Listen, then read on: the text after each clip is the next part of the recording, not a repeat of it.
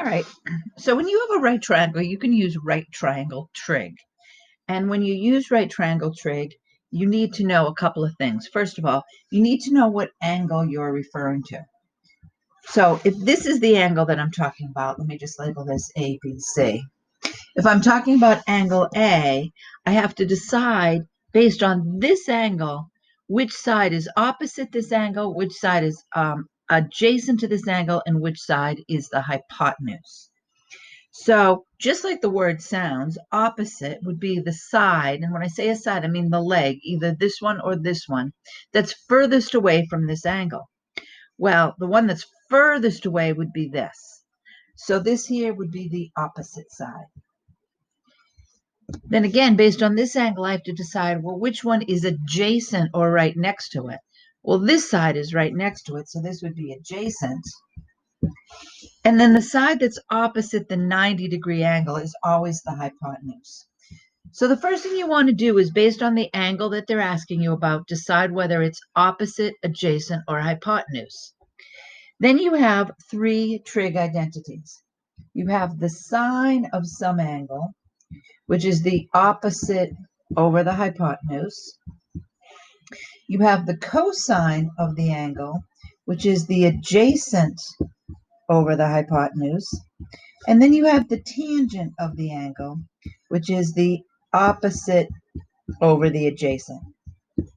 So if they're just asking you for the sine, cosine, or tangent ratio, once you've taken your triangle and you've marked it with opposite, adjacent, or hypotenuse, you just plug those values in. So here for the sine, I'm looking for the opposite. Well, we decided the opposite was 6, and the hypotenuse was 10. But 6 over 10 is a fraction that can be reduced. I can divide numerator and denominator by 2, so I should do that. So this ratio would be 3 over 5. If I'm looking for the cosine, it's the adjacent over the hypotenuse. We said the adjacent was 8, and the hypotenuse was 10. Again, I can reduce this fraction, divide top and bottom by 2, so this would be 4 over 5. And then the tangent we said was the opposite over the adjacent. So we said the opposite was 6 and the adjacent was 8. So this is 6 over 8. Again, that can be reduced, divide top and bottom by 2. So this would be 3 over 4. So if you were asked what the tangent of the angle was, your answer would be 3 over 4. If you were asked what the cosine was, your answer would be 4 over 5. And if you were asked what the sine was, it would be 3 over 5. But I want to just go through and take a look what if this was the angle we were looking at instead.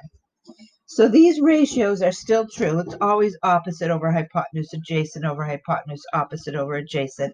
But if I'm looking now at this angle up here, now if I'm looking at this angle, well, what side is opposite this angle or furthest away from this angle? Well, this is the side that's furthest away, so now this is my opposite.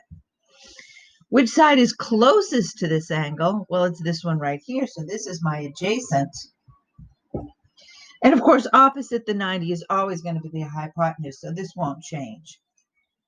So now if I'm going to say, well, the sine is the opposite over the hypotenuse, now we said the opposite is 8, and the hypotenuse is 10. If I reduce this, this would be 4/5. The cosine would be adjacent over the hypotenuse. Adjacent is 6, hypotenuse is 10, so this is 6 over 10, which can be reduced to 3 over 5. And the tangent is the opposite over the adjacent, so this would be 8 over 6, so this would be 4 over 3. I hope that helps.